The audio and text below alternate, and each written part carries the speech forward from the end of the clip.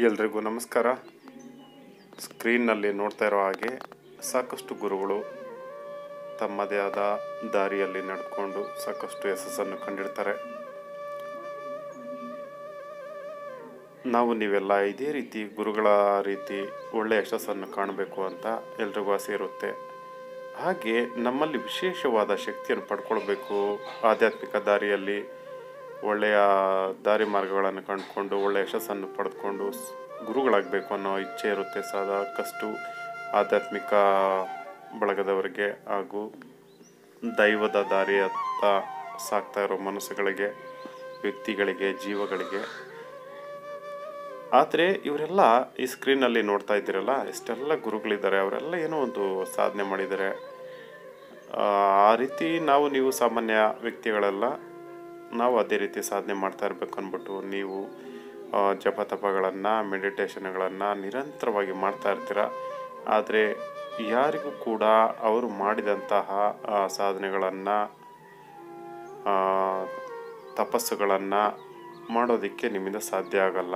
ಯಾಕಂದರೆ ಅದಕ್ಕೆ ಹಲವಾರು ಕಾರಣಗಳಿರುತ್ತವೆ. ಒಳ್ಳೆಯ ಗುರುಗಳಿರಲ್ಲ,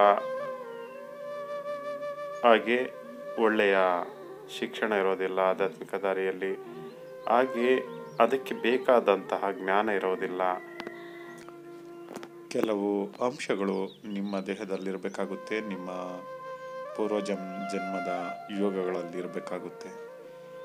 ಎಲ್ಲರೂ ಎಲ್ಲ ರೀತಿಯ ಸಾಧನೆಗಳನ್ನು ಮಾಡೋದಕ್ಕಾಗಲ್ಲ.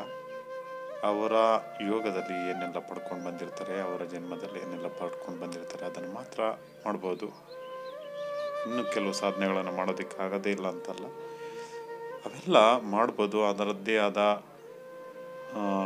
ಮಾರ್ಗದರ್ಶನಗಳು ಇರಬೇಕು, ಅಂಶಗಳು ಇರಬೇಕು, ಆ ಶಕ್ತಿಯನ್ನು ನಾವು ಪಡ್ಕೊಂಡಿರಬೇಕು. ಆಗ ಮಾತ್ರ ಅವೆಲ್ಲ ಸಾಧ್ಯ. ನೀವೆಲ್ಲ ಏನು ಮಾಡ್ತೀವಿ ಅಂದರೆ, ನಾವು ಒಬ್ಬ ಸಂತರಾಗಬೇಕು, ಗುರುಗಳಾಗಬೇಕು, ಪರಮಾತ್ಮನ ದಾರಿ ಕಡೆಗೆ ನಡಿಬೇಕು ಅಂತ ಯಾರೇ ಆಗಿರ್ಬೋದು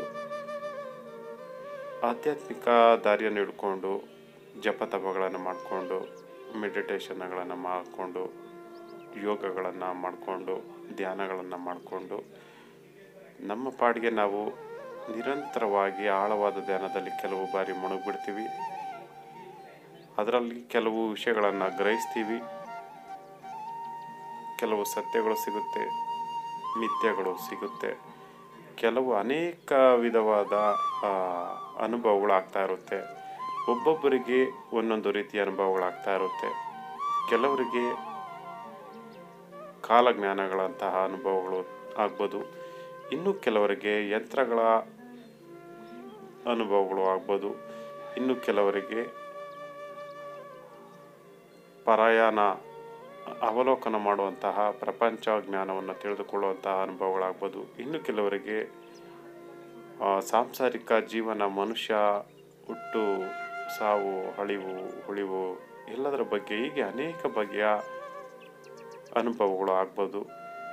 ಒಬ್ಬೊಬ್ಬರಿಗೆ ಒಂದೊಂದು ರೀತಿಯ ಅನುಭವಗಳಾಗ್ತಾ ಇರುತ್ತೆ. ಹೀಗೆ ಅಂತ ಹೇಳೋದಕ್ಕಾಗಲ್ಲ.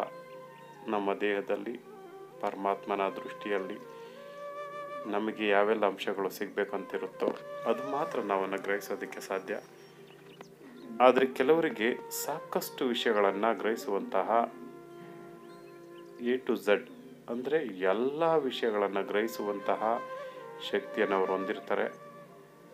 ಅಂತಹ ಕೆಲವು ಗುರುಗಳಲ್ಲಿ ಸಾಕಷ್ಟು ಜನ ಇದ್ದಾರೆ. ಆದರೆ ಕೆಲವು ಗುರುಗಳಲ್ಲಿ ಅಂತಹ ಶಕ್ತಿಗಳನ್ನು, ಅಂತಹ ವಿಚಾರಗಳನ್ನು, ಅನಂತವಾಗಿ ಜ್ಞಾನಗಳನ್ನು ಪಡೆದುಕೊಳ್ತಾ ಇರ್ತಾರೆ. ಪ್ರತಿ ನಿಮಿಷ, ಪ್ರತಿ ಗಳಿಗೆ, ಪ್ರತಿ ಕಾಲ, ಪ್ರತಿ ಸೆಕೆಂಡ್ ಕೂಡ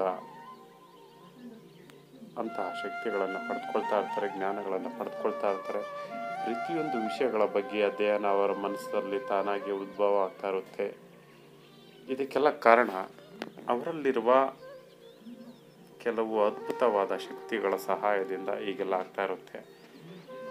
ನೀವೆಲ್ಲ ಯೋಗ, ಧ್ಯಾನ, ಮೆಡಿಟೇಷನ್ ಅಂತೆಲ್ಲ ಒಂದು ಸಾತ್ವಿಕ ಗುಣದಿಂದ ಜಪತಪಗಳನ್ನು ಮಾಡಿಕೊಂಡು, ಆಧ್ಯಾತ್ಮಿಕತೆಯನ್ನು ಮಾಡಿಕೊಂಡು ಅದರಿಂದ ಉಪಯೋಗಗಳನ್ನು, ಅನುಭವಗಳನ್ನು ಪಡೆದುಕೊಳ್ತಾ ಇರ್ತೀರಿ. ಆದರೆ ಪರಮಾತ್ಮನ ಅನುಗ್ರಹ ಇರೋರಿಗೆ ಅವರಲ್ಲಾಗುವಂತಹ ಅನುಭವಗಳೇ ಬೇರೆ, ಸಾಮಾನ್ಯ ಜನರಿಗೆ ಆಗುವಂತಹ ಅನುಭವಗಳೇ ಬೇರೆ. ಅವೆಲ್ಲ ಯಾವ ಥರ ಬೇರೆ ಬೇರೆ ಆಗಿರುತ್ತೆ, ಏನು ವ್ಯತ್ಯಾಸ ಆಗಿರುತ್ತೆ ಅಂತ ನಾನು ಮುಂದಿನ ವಿಡಿಯೋದಲ್ಲಿ ತಿಳಿಸ್ಕೊಡ್ತೀನಿ. ಈಗಿನ ವಿಡಿಯೋದಲ್ಲಿ ನಿಮಗೆ ತಿಳಿಸ್ಕೊಡುವ ಒಂದು ವಿಷಯ ಏನಂದರೆ, ಸ್ಕ್ರೀನ್ನಲ್ಲಿ ನೋಡ್ತಾ ಇರೋ ಹಾಗೆ ಇವರೆಲ್ಲರ ರೀತಿಯ ನಾವು ಒಬ್ಬ ಒಳ್ಳೆಯ ಸಾಧಕರಾಗಬೇಕು, ಗುರುಗಳಾಗಬೇಕು ಅನ್ನೋ ಇಚ್ಛೆ ನಮಗೆ ನಿಮಗೆ ಎಲ್ಲ ಇರುತ್ತೆ, ಸಾಮಾನ್ಯ ಜನರಿಗಿರುತ್ತೆ. ಈ ರೀತಿಯ ಕಾಲಜ್ಞಾನಿಗಳಾಗಬೇಕು, ಕಾಲಜ್ಞಾನವನ್ನು ಬರೆದಿಡಬೇಕು, ನಾವು ಒಳ್ಳೆ ವಿದ್ಯಾವಂತರಾಗಬೇಕು, ಪರಮಾತ್ಮನ ದಾರಿಯಲ್ಲಿ ಒಳ್ಳೆ ದಾರಿ ಮಾರ್ಗಗಳನ್ನು ಪಡೆದುಕೊಂಡು ಶಕ್ತಿವಂತ ವ್ಯಕ್ತಿ ಆಗಬೇಕು ಅನ್ನೋದು ಎಲ್ರಿಗೂ ಸಾಮಾನ್ಯವಾಗಿ ಆಧ್ಯಾತ್ಮಿಕದಲ್ಲಿರೋರಿಗೆ, ಪೂಜೆ ಪುನಸ್ಕಾರಗಳನ್ನು ಮಾಡುವವರಿಗೆ, ಭಗವಂತನನ್ನು ಧ್ಯಾನಿಸುವವರಿಗೆ, ಒಳ್ಳೆಯ ಶುದ್ಧತೆಯಲ್ಲಿರುವ ಮನಸ್ಸಿನ ವ್ಯಕ್ತಿಗಳಿಗೆ, ಆತ್ಮಶುದ್ಧತೆ ಯಾರಿಗೆಲ್ಲ ಇರುತ್ತೆ ಅಂಥವ್ರಿಗೆ ಸಹಜವಾಗಿ ಇವೆಲ್ಲ ಅನಿಸ್ತಾ ಇರುತ್ತೆ, ಈ ಥರ ಭಾವನೆಗಳು ಬರ್ತಾ ಇರುತ್ತೆ. ನಾವು ಪರಮಾತ್ಮನ ದಾರಿಯಲ್ಲಿ ಇದ್ಕೊಂಡು ಒಳ್ಳೆಯ ಸಾಧನೆಗಳನ್ನು ಮಾಡ್ತಾ ಇರಬೇಕು ಅಂತ. ಅದನ್ನೆಲ್ಲ ನೀವೆಲ್ಲ ಪ್ರಯತ್ನ ಪಟ್ಟಾಗ ಬರೀ ಆಧ್ಯಾತ್ಮದಲ್ಲೇ ಉಳ್ಕೊಳ್ಬಿಡ್ತೀವಿ, ಮುಂದಕ್ಕೆ ಹೋಗೋದೇ ಇಲ್ಲ. ಸಾಮಾನ್ಯರಿಗೆ, ನರಮಾನವರಿಗೆ ಅಥವಾ ಇಂದಿನ ಜನ್ಮದಲ್ಲಿ ಋಷಿಗಳಾಗಿ, ಮಹರ್ಷಿಗಳಾಗಿ, ಜ್ಞಾನಿಗಳಾಗಿ, ಧ್ಯಾನಿಗಳಾಗಿ,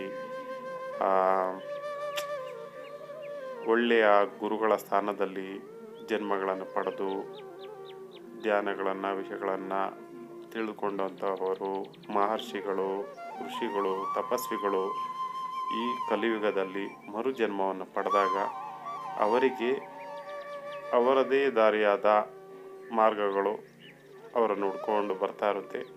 ಒಳ ಮನಸ್ಸಲ್ಲಿ ಅವರಿಗೆ ಅದು ಕೊರಿತಾ ಇರುತ್ತೆ, ನಾವು ಈ ದಾರಿಯಲ್ಲಿ ಹೋಗಲೇಬೇಕು ಅಂತ.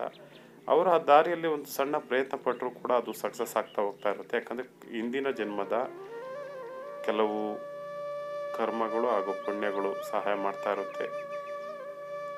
ಮೊದಲೇ ಕೆಲವು ವಿಷಯಗಳನ್ನು ಅವರ ಚಿಂತನೆಯಲ್ಲಿ ಇರೋದರಿಂದ ಅದು ಅವರಿಗೆ ಉಪಾಯ ಆಗ್ತಾ ಇರುತ್ತೆ, ಸಹಾಯ ಆಗ್ತಾ ಇರುತ್ತೆ. ನೀವೆಲ್ಲ ಈ ರೀತಿಯ ಧ್ಯಾನಗಳನ್ನು ಮಾಡಿದಾಗ ನಿರಂತರವಾಗಿ 10 ಗಂಟೆ 20 ಗಂಟೆಗಳ ಕಾಲ ಧ್ಯಾನವನ್ನು ಮಾಡಿದರೂ ಸಹ ನಾವು ಯಾವುದೇ ರೀತಿಯ ವಿಷಯಗಳನ್ನು ಅರ್ಥಕೊಳ್ಳೋದಕ್ಕಾಗೋದಿಲ್ಲ ಸಾಮಾನ್ಯರಿಗೆ. ಕಾರಣ ಏನು ಅನ್ನೋದು ನಾನು ಮುಂದಿನ ವಿಡಿಯೋದಲ್ಲಿ ತಿಳಿಸ್ಕೊಡ್ತೀನಿ. ಈ ವಿಡಿಯೋ ಮಾಡಲು ಕಾರಣ ಇಷ್ಟೇ, ನಿರಂತರವಾಗಿ ಆಧ್ಯಾತ್ಮಿಕದಲ್ಲಿರೋರಿಗೆ, ಭಗವಂತನ ಜಪಿಸುವವರಿಗೆ ಏನೋ ಒಂದು ಮುಂದೆ ಅಡೆತಡೆ ಇರುತ್ತೆ. ಆ ಅಡೆತಡೆಗಳು ಏನಿರುತ್ತೆ, ಹೇಗಿರುತ್ತೆ, ಅದನ್ನು ನಾವು ಹೇಗೆಲ್ಲ ಬಗೆಹರಿಸ್ಕೊಳ್ಬೇಕು. ನಾವು ಒಳ್ಳೆಯ ಜ್ಞಾನಗಳನ್ನು, ಪ್ರಪಂಚ ಜ್ಞಾನವನ್ನು, ಬ್ರಹ್ಮಾಂಡ ಜ್ಞಾನವನ್ನು, ವಿಶ್ವಜ್ಞಾನವನ್ನು, ಪ್ರಕೃತಿಯಲ್ಲಿರುವ ಶಕ್ತಿಗಳನ್ನು ನಾನು ಮುಂದಿನ ವಿಡಿಯೋದಲ್ಲಿ ತಿಳಿಸ್ಕೊಡ್ತೀನಿ. ಯಾವೆಲ್ಲ ಕ್ರಿಯೆಗಳನ್ನು, ಕರ್ಮಗಳನ್ನು ಮಾಡಿದ್ರೆ ನಮ್ಮ ಆಧ್ಯಾತ್ಮಿಕ ದಾರಿ, ಭಗವಂತನ ದಾರಿ, ಪ್ರಕೃತಿಯಲ್ಲಿರುವ ಶಕ್ತಿಯನ್ನು, ಈ ಭೂಮಂಡಲದಲ್ಲಿರುವ ಶಕ್ತಿಯನ್ನು ಹೇಗೆ ಗ್ರಹಿಸಬೇಕು, ಹೇಗೆಲ್ಲ ಪ್ರಯತ್ನಗಳನ್ನು ಪಟ್ಟರೆ ನಾವು ಸಿಗುತ್ತೆ ಅನ್ನೋದು ನಾನು ಮುಂದಿನ ವಿಡಿಯೋ ನನ್ನ ದಾರಿಯಲ್ಲಿ ಸಾಗೋಕ್ಕೆ ಸಾಧ್ಯ ಅಂತ ನಾನು ಮುಂದಿನ ವಿಡಿಯೋದಲ್ಲಿ ತಿಳಿಸ್ಕೊಡ್ತೀನಿ. ಕೆಲವರಿಗೆ ಅದು ಉಪಯೋಗ ಆಗ್ಬೋದು, ಉಪಯೋಗ ಆಗದೇ ಇರ್ಬೋದು. ಆದರೆ ಸಾಮಾನ್ಯ ಜನರಿಗೆ ನಾವೆಷ್ಟೇ ಧ್ಯಾನವನ್ನು ಮಾಡಿದರೂ, ಮೆಡಿಟೇಷನ್ ಮಾಡಿದರೂ, ಪೂಜೆ ಪುನಸ್ಕಾರಗಳು ಮಾಡಿದರೂ ನಮಗೆ ಯಾವುದೇ ರೀತಿಯ ಉಪಯೋಗಗಳು, ಲಾಭಗಳು ಅಥವಾ ಜ್ಞಾನಗಳು, ದಾರಿ ಮಾರ್ಗಗಳು ಸಿಗ್ತಾ ಇಲ್ವಲ್ಲ ಅನ್ನೋ ಒಂದು ಕೊರಗಿರುತ್ತೆ. ಇದೆಲ್ಲ ಯಾಕಿರುತ್ತೆ?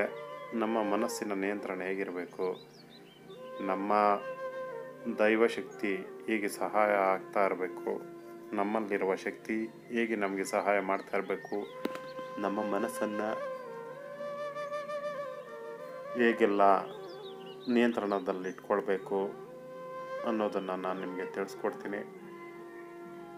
ಯಾವೆಲ್ಲ ಅಂಶಗಳನ್ನು ಒಳಗೊಂಡಾಗ ಮಾತ್ರ ನೀವು ಭಗವಂತನ ದಾರಿಯಲ್ಲಿ, ಆಧ್ಯಾತ್ಮಿಕ ದಾರಿಯಲ್ಲಿ, ಪರಮಾತ್ಮನ ಜ್ಞಾನಕ್ಕೆ ಸಾಗಬೇಕಾದ್ರೆ ನೀವು ಕೆಲವು ಅಂಶಗಳನ್ನು, ದಾರಿ ಮಾರ್ಗಗಳನ್ನು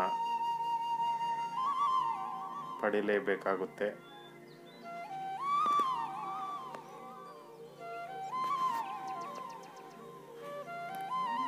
ಕೆಲವು ಅಂಶಗಳನ್ನು ನೀವು ತಿಳಿದುಕೊಳ್ಳದೆ ಏಕಾಏಕಿ ಯಾವುದೋ ಒಂದು ರೂಮಲ್ಲಿ ಮರದ ಕೆಳಗಡೆ ಅಥವಾ ಬೆಟ್ಟಗಳಲ್ಲಿ ಧ್ಯಾನಗಳನ್ನು ಮಾಡೋದಕ್ಕೆ ಪರಮಾತ್ಮನನ್ನು ಜಪಿಸ್ತಾ ಕೂರಿದ್ರೆ ನಿಮಗೆ ಯಾವ ರೀತಿಯ ಅನುಭವಗಳು ಆಗುತ್ತೆ ಅನ್ನೋದು ನಾನು ಅನೇಕ ಹಿಂದಿನ ವಿಡಿಯೋಗಳಲ್ಲಿ ತಿಳಿಸ್ಕೊಟ್ಟಿದ್ದೀನಿ. ಆದರೆ ನೀವು ನಿರಂತರವಾಗಿ ಎಷ್ಟು ವರ್ಷಗಳಿಂದ ಸಹ ಎಷ್ಟೋ ದಿನಗಳಿಂದ ಎಷ್ಟೋ ಕಾಲಗಳಿಂದ ನೀವು ಜಪ ತಪಗಳನ್ನು ಮಾಡ್ತಾ ಇರ್ತೀರ, ಯಾವುದೇ ರೀತಿಯ ಜ್ಞಾನಗಳು ಸಿಕ್ಕಿರೋದಿಲ್ಲ. ನಿಮಗೆ ಜಪ ತಪಗಳು ಮಾಡೋದ್ರಿಂದ ಏನೆಲ್ಲ ಸಣ್ಣ ಪುಟ್ಟ ಅನುಭವಗಳಾಗಿರುತ್ತೆ ಅನ್ನೋದು ನಾನು ನಿಮಗೆ ತಿಳಿಸ್ಕೊಟ್ಟಿರ್ತೀನಿ. ಇಂದಿನ ವಿಡಿಯೋದಲ್ಲಿ ಸಾಕಷ್ಟು ವಿಡಿಯೋದಲ್ಲಿ ತಿಳಿಸ್ಕೊಟ್ಟಿದ್ದೀನಿ. ಆದರೆ ಸಾಕಷ್ಟು ದೊಡ್ಡ ದೊಡ್ಡ ಗುರುಗಳ ರೀತಿ ನಾವು ಸಹ ಆಗಬೇಕು ಅಂದರೆ ಕೆಲವು ಅಂಶಗಳನ್ನು ಪಾಲಿಸಬೇಕಾಗುತ್ತೆ. ಅವನ್ನೆಲ್ಲ ನಿಯಂತ್ರಣದಲ್ಲಿ ನಮ್ಮ ಅಧೀನದಲ್ಲಿಟ್ಕೊಂಡು